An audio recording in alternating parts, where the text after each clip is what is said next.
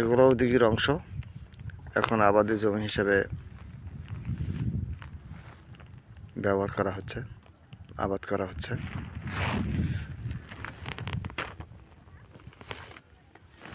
তবে ইতিপূর্বে যখন দেখা হয়েছে খুব সুন্দর ছিল, মনে হচ্ছে স্টেডিয়ামের গ্যালারির মতো ছিল।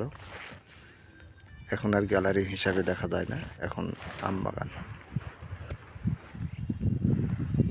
এই সেই দিঘি, দেবর দিঘি নামে পরিচিত। আর দিঘির মাঝখানে একটা পিলার, জানি না কি জন্য পিলার করা হয়েছে।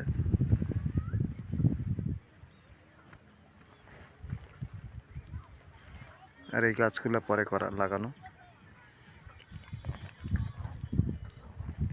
আর ওই সমস্ত ছাতাগুলার নিচে কপত কপতি জোড়া জোড়া বসে আছে। আচ্ছা, সালাম।